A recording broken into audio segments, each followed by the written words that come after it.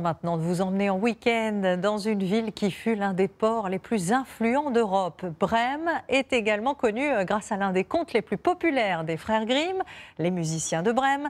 Et c'est vrai qu'on s'y on s'y sent comme dans une bulle hors du temps où personne ne se prend vraiment au sérieux, à commencer, vous allez le voir, par nos envoyés spéciaux Axel Cariou et Antoine Pocry. Regardez.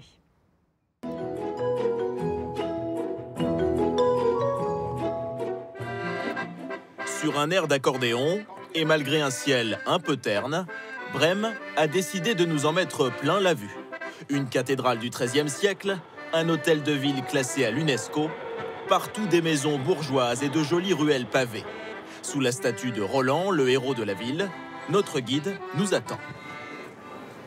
Bonjour. Ah ouais, bonjour, Axel. Marie-Léna. Et ça, c'est Antoine. Salut, bonjour.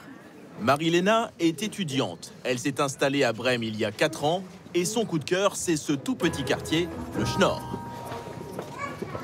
Et là, tu vois, c'est déjà bien serré, mais là, tu vas voir, c'est la rue la plus petite à Brême. Ces maisons très étroites étaient autrefois des ateliers portuaires. Un après l'autre. Les ouvriers y tressaient des cordages, réparaient des pièces de bateaux. Aujourd'hui, elles sont devenues des commerces façon maison de poupée. Celui-là, c'est le Hochzeitshaus, c'est l'hôtel la plus petite en Allemagne. Il n'y a que 3 chambres. Hôtel Rikiki, salon de thé lilliputien. Les maisons, elles sont toutes comme ça ici? Oui, très étroite parce que tu payais moins des taxes si tu avais une maison étroite. Claustrophobe, s'abstenir. À 2 pas de là, autre quartier, autre ambiance. Ça fait un peu Harry Potter, je trouve. Dans un décor de briques rouges, voici la Böttcherstraße. Une rue longue de 150 mètres, délire architectural d'un certain Ludwig Roselius, richissime inventeur du café décaféiné.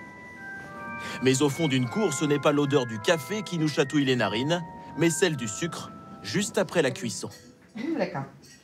Combien de kilos de bonbons vous fabriquez tous les jours?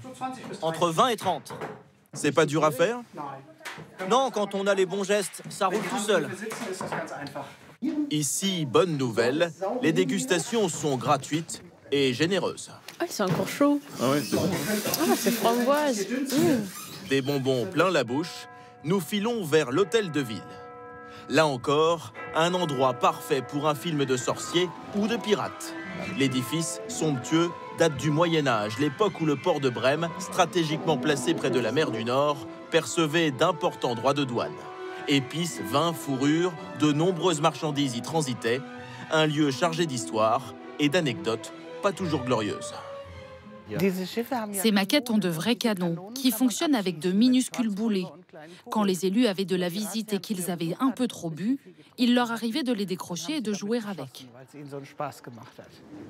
Et ils n'avaient pas à aller bien loin pour trouver de quoi remplir leur verre.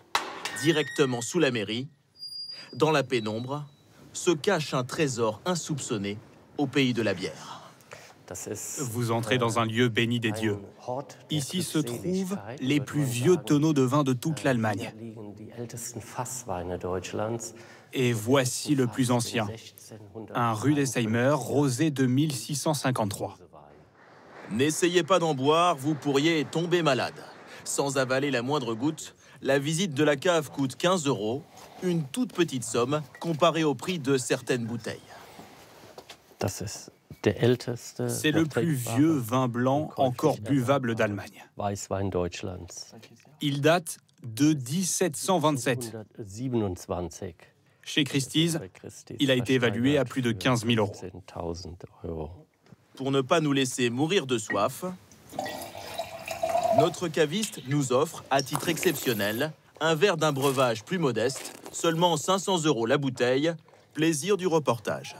Et comme il ne faut jamais boire sans manger, direction le restaurant attenant à la cave. Voilà votre knip. Ah, qu'est-ce que c'est que ça? La petite portion, c'est un mélange de céréales avec de la viande de porc, bien assaisonné. Un plat pour l'hiver. 13 €, typique de Brême, idéal pour la sieste. Mais pas le temps de s'assoupir, car nous devons visiter un vaisseau spatial en forme de moule géante. Attention, vous entrez dans la 4e dimension. À l'intérieur de ce chef-d'œuvre architectural, l'équivalent de la Cité des Sciences à Paris. Pour 5 € l'entrée, tarif réduit en fin d'après-midi, on peut vivre de multiples expériences. Mini tremblement de terre. Et il est en train de gagner, je crois. Tir à la corde avec des poulies pour alléger l'effort. Basket avec des lunettes déformantes. Je l'ai, du premier coup. Pour moi, un jeu d'enfant, mais pour Antoine, notre caméraman, c'est un fiasco. Après tant de sport, nous avons bien mérité un peu de repos.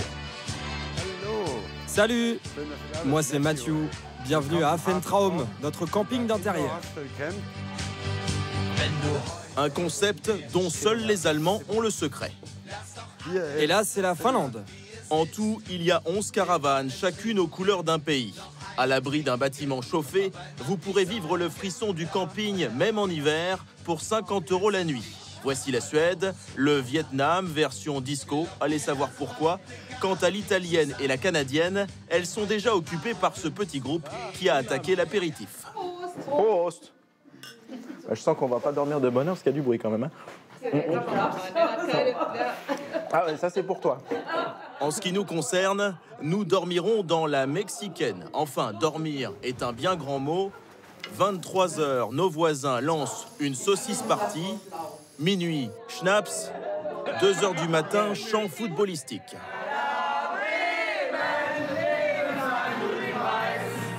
Le lendemain, réveil dans la brume, dans tous les sens du terme. Ce moulin, reconverti en paradis du petit déjeuner, nous offre du réconfort, buffet à volonté pour seulement 20 €. L'estomac bien calé, c'est parti pour notre dernière étape, Bremerhaven, à une petite heure de train. Aucun intérêt architectural, mais une attraction dépaysante, la Maison du Climat. Un voyage express autour du monde, ici le désert de Namibie, là une forêt tropicale du Niger. On reçoit des gouttes de pluie, il y a des bruits étranges, des oiseaux, des singes, on ne sait pas trop bien. En tout cas, ça fait peur. Hein. Et puis maintenant, bonnet obligatoire. En quelques secondes, on est passé de plus 30 degrés à moins 6, c'est l'Antarctique. Notre aventure se termine sous le soleil artificiel des îles Samoa. Ce week-end entre brouillard et eau turquoise nous aura coûté 216 € par personne.